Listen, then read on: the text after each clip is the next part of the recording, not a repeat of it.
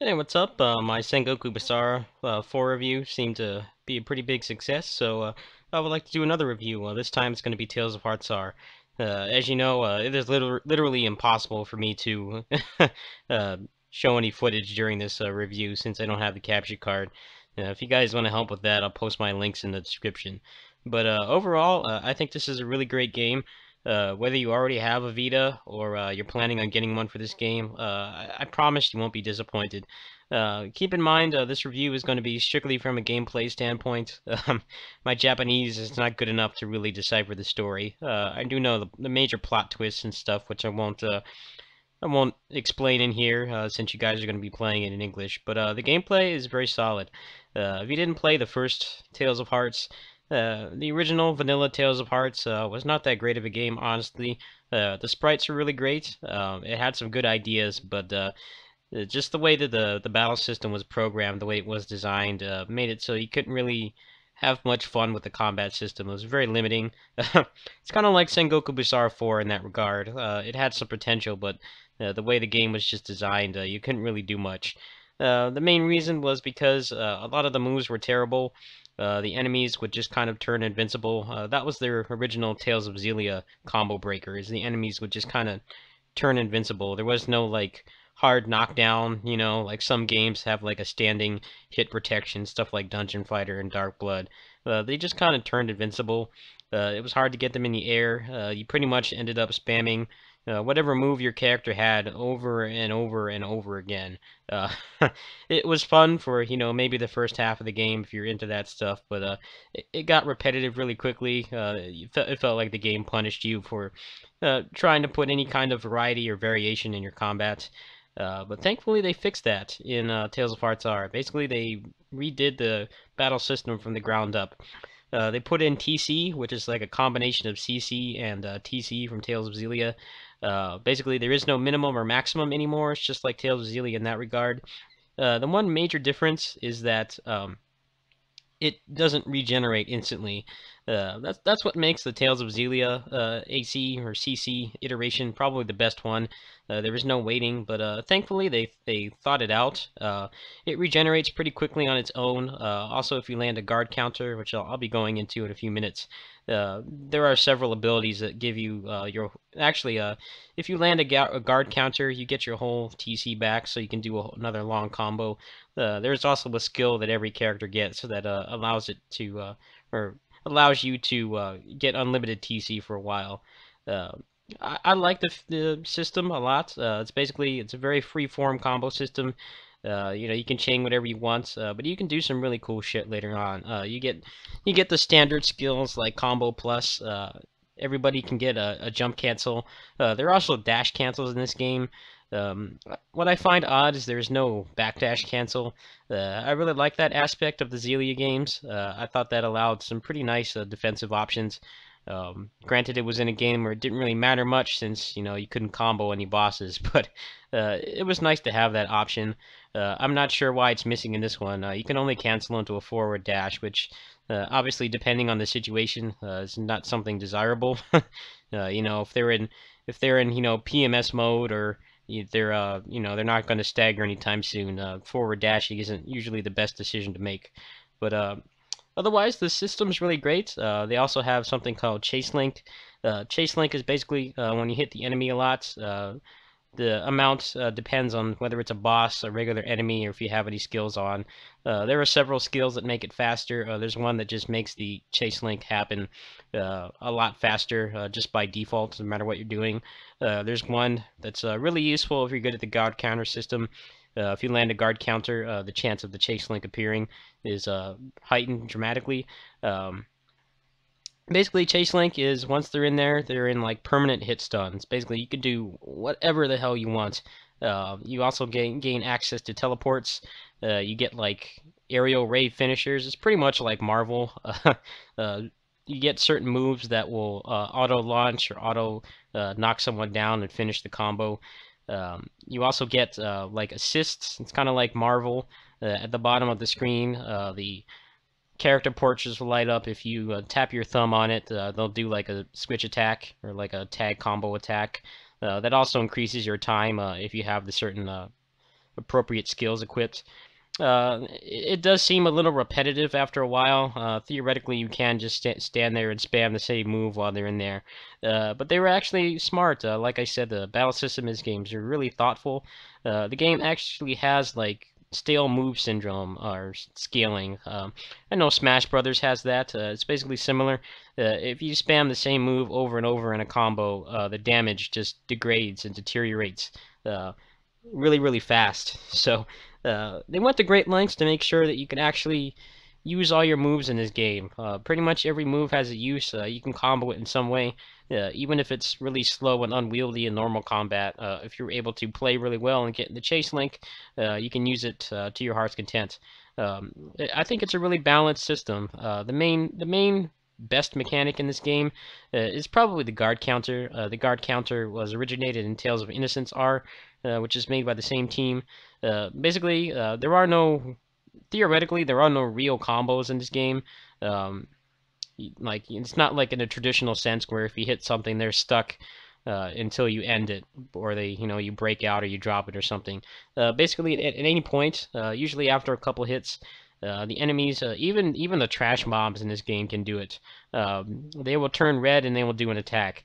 If you push the square button or the guard button at the exact timing, your character will do like a unique move.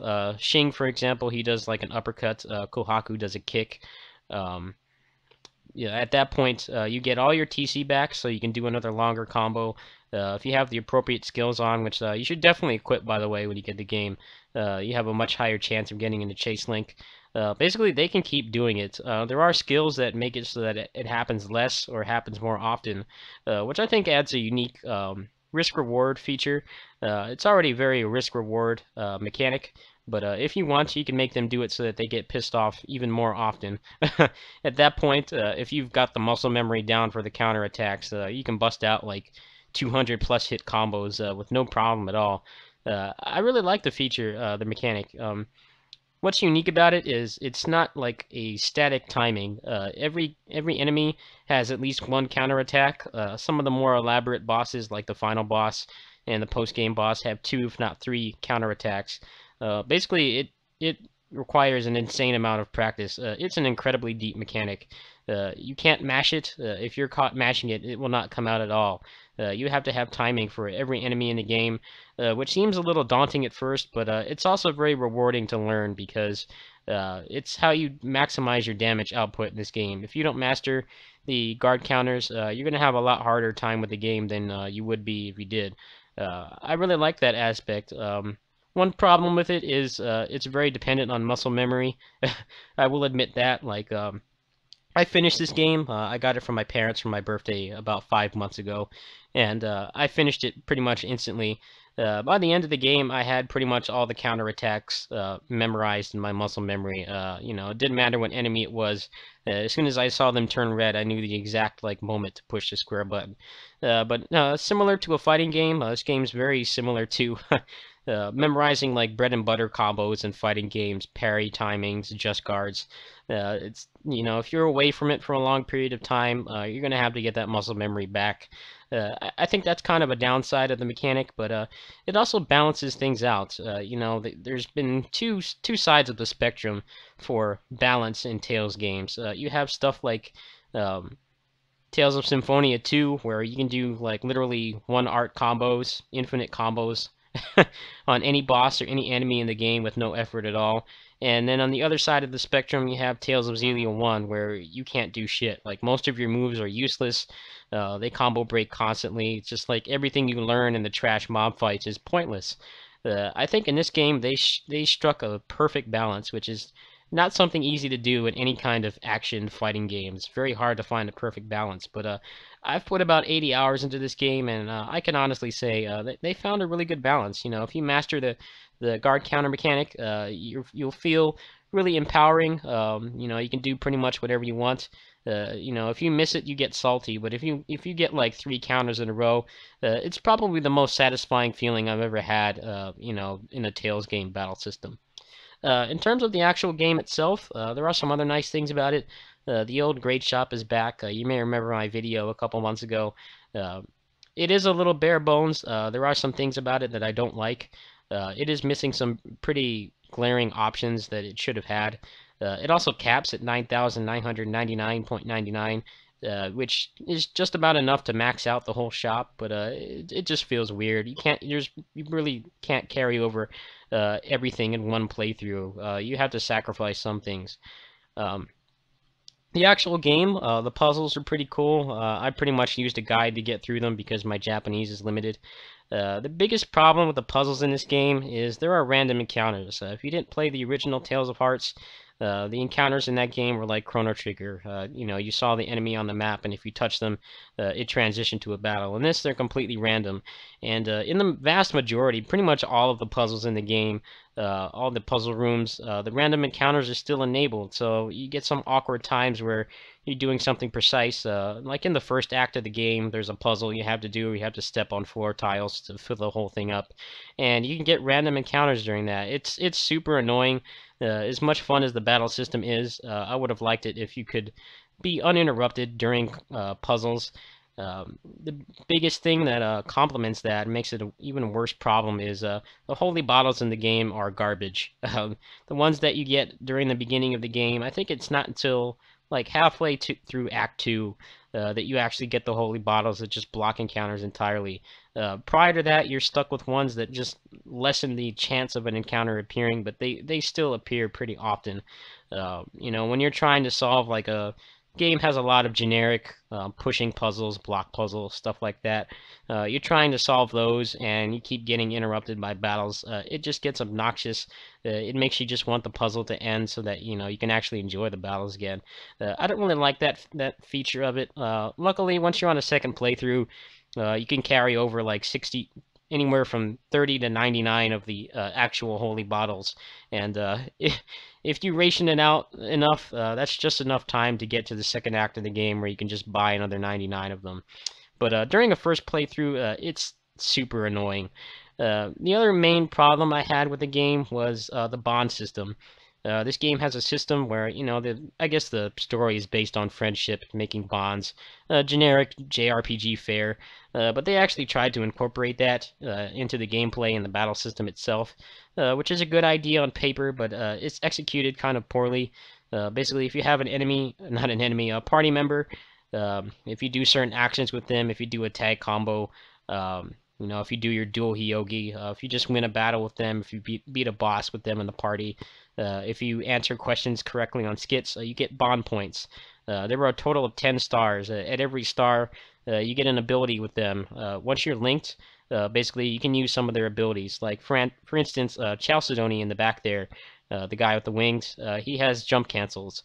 A lot of the other characters don't get jump cancels, so if you bond with him, and you get it to a certain level, you can learn that jump cancel ability on the other characters. The problem with it is you're given a really pathetic amount of points to equip the abilities. It caps at 99. There is no way to increase it past that. There is no nice, convenient grade shop option to just make everything cost 1 point. You may remember that back in Tales of Xillia. That was one of the most broken and most useful grade shop options because of how much things cost. Unfortunately, there's nothing like that in this game. So once you play it on the second playthrough and beyond, you pretty much max all the bonds.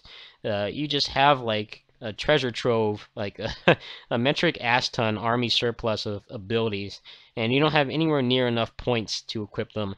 At the end of my second playthrough, I pretty much got to that point. I had everybody at 7 stars, if not maxed, and I just had a ton of abilities. I had no points to equip them.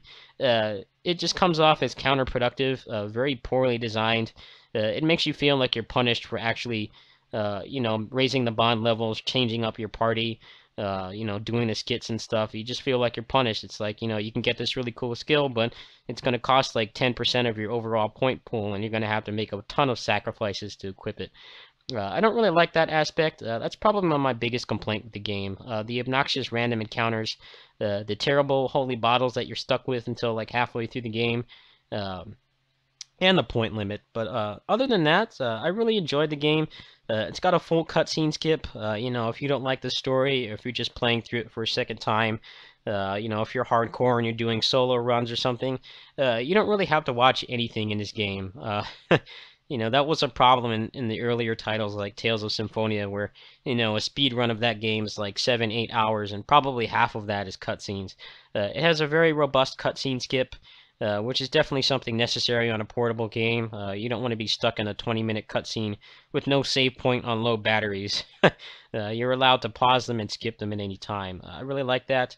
The game, if you play it through in a second playthrough, I got to the end, skipping all the cutscenes in like 15 hours, and that was with grinding for grade and abilities and stuff. So it's a pretty bite-sized game. I think skipping all the cutscenes on my first playthrough took about late 30s, early 40-hour range.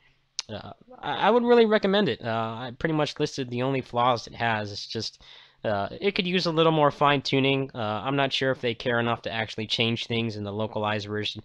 If they changed two things, it would be just making the regular holy bottles, the actual ones that just block counters entirely, make them available throughout the entire game, the way it was in the earlier titles, and just put one measly grade option in to just make the points cost, the abilities cost 1 point.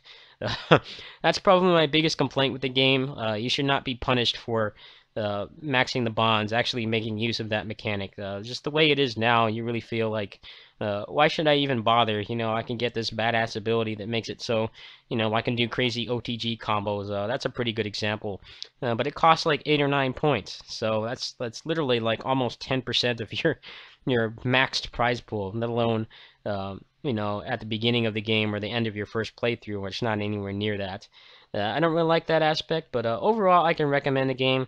I don't really like giving arbitrary number ratings. It would probably be like maybe an 8 or a 9 if I did. It's just a really great overall game. They did a great job with it. I would like some of the mechanics in this game, like the counter mechanic.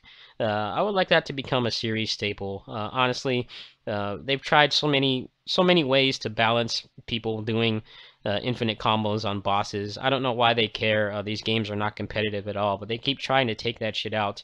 And usually in the process, they just make the game not fun to play at all. That was the problem with Tales of Celia 1. It's just, they had all these cool mechanics. They had the best CC system in the game, in the series. They had really nice defensive options, but you couldn't utilize any of that in the bosses. I hope that moving forward, they take some inspiration from this game. The bond system is really nice. It just needs a little fine-tuning, like I said. The counter system that really needs to come back in other games. I'm sure they're going to put in some other anti-fun mechanic in Zestiria. I'm really cautiously optimistic about that game, but hopefully it turns out. The game will be out in November 11th. Just a couple months from now. I recommend pre-ordering it. I hear it's going to be GameStop exclusive unless you get it digitally, so it's one of those games you actually might want to pre-order because, let's be honest, this game is not going to fly off the shelves. It's on the Vita, which is pretty much a dead platform everywhere, let alone North America. I would recommend pre-ordering it if you're interested in it at all, unless you want to get it digital. The game is pretty small. I think it's like 1.5 gigs. There's not really a whole lot of anime cutscenes. There are a few, but a lot of them are from the original. Obviously, the original was not HD, so they appear in like a letterboxed window. It looks really awkward compared to the new anime cutscenes that they actually made for this game. But it's pretty small, so if you have a small memory card, you can probably get it digitally. But I greatly recommend the game, whether you're a longtime Tales veteran like I am, or you're new to the series. It's probably one of the best games to start with. It's pretty streamlined. The battle system is easy to understand, hard to master, which is the way it should be, and it has a really high skill ceiling. So overall, I recommend it. With that said, I'm going to end it there. Once again, if you want to help me get the Vita capture card, I would love to do footage of this game, but doing it plunked in front of a camera, it just doesn't really show how great the game looks. I can't really show the mechanics and the.